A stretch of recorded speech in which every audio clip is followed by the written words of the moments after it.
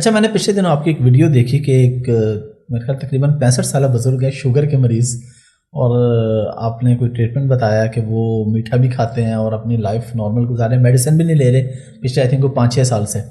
تو ایسا کوئی طریقہ ہمیں بھی بتائیں. میں خود ڈائبٹک پیشنٹ ہوں، ابھی پری ڈائبٹک سٹیج میں اس وقت، کیونکہ فادر کو بھی ہے. فادر کا تو خیر ابھی ایمپوٹیشن بھی ہوئی ہے، پاؤں ان کا اسی وجہ سے کٹا ہے، پہلے بائی پاس بھی ان کا ہو چکا ہے. تو میں نے دیکھا ہے شوگر کی وجہ سے بڑے برے حالات.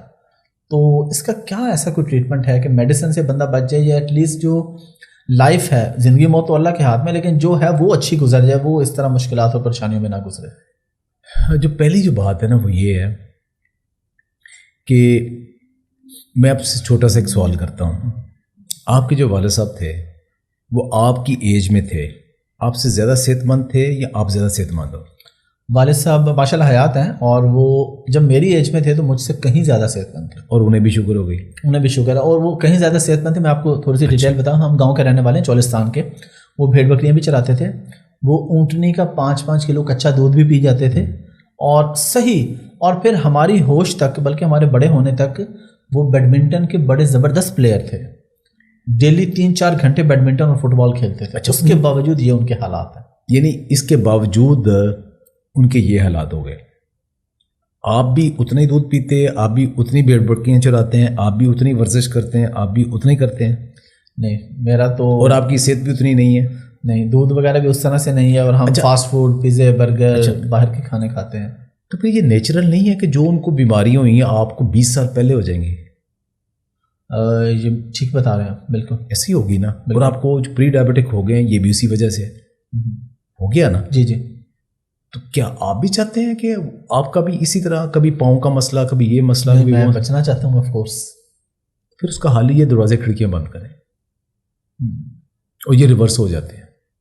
اچھا، جس طرح آپ نے بتایا آپ نے ریورس اور میں نے اپنے ریورس کیے. اور جو میں اپنی دوست کا آپ نے سوال پوچھا، حمید صاحب میرے دوست ہیں، جی جی، ان کا کیا ہوا؟ ہی واز ویری فٹ، کیونکہ وہ باڈی بلڈنگ ویٹ کے عادی تھے، بڑی ایکسرسائز کرتے تھے، مشہور تھے وہ بندہ ایکسرسائز کرنے کا نا، اچھی ایکسرسائز کرنے کا. لیکن اس کا کیا ہوا کہ اتنا ہیوی لاس ہوا کہ فیکٹری بک گئی، ہر چیز بک گئی. ایک گاڑی بکی، ایک گاڑی رہ گئی ان کے پاس جو انہوں نے 3 سال ایز اے ٹیکسی چلائی. گھر میں ہر چیز بک گئی ان کے. وہ سٹریس اتنی زیادہ تھی کہ اس سٹریس نے انہیں بیمار کر دیا. اچھا، اب کہتے ہیں کہ سب سے بڑی جو کاز لائف سٹائل کے بعد، فوڈ کے بعد جو بڑی ہے نا، فوڈ کے بعد جو سب سے بڑی جو کاز ہو رہی بیماریوں کی، وہ سٹریس ہے، وہ مینٹل سٹریس ہے. اور وہ اس سٹریس نے انہیں ہارٹ اٹیک بھی کیا، سٹنٹ ہوا، اور انہیں شوگر بھی ہوئی. لیکن ان کا ایک کزن تھا، اس نے کہا کہ بھائی تمہارا جسم ورزش کا عادی ہو. اب یہ آیا ہے کہ بلڈ پریشر اگر آپ نے کم کرنا ہے نا، اپنی ہارٹ بیٹ تیز کر لیں، بھاگ کے بلڈ پریشر نیچے آ جائے گا. So simple. سائیکل چلا دے، بلڈ پریشر نیچے آ جائے گا. ٹریڈ مل کے اوپر بیٹھے، سائیکل رسی پھلانگ لے، بلڈ پریشر نیچے آ جائے گا. ایسی ورزش کریں جس سے آپ کا سانس تیز چڑھے، بلڈ پریشر نیچے آ جائے گا. میڈیسن کی ضرورت ہی نہیں ہے. اچھا، اب آپ نے شوگر اور باقی چیزیں جو ہے نا، ان کو ایک تو آپ نے دوائیاں لینی، دوسرا ہے کہ آپ چونکہ عادی ہو واک کے، ورزش کی شروع کر دیں. 2014 میں یہ ان کا پرابلم ہوا، 8 سال ہو گئے. اور اس کے بعد اس شخص نے صبح اٹھ کے فجر کے بعد وہ روزانہ 1 گھنٹہ جاگنگ اور برسک واک کرتے ہیں، اور اس کے بعد 1 سے 1.5 گھنٹہ ویٹ والی اور دوسری ایکسرسائزز کرتے ہیں.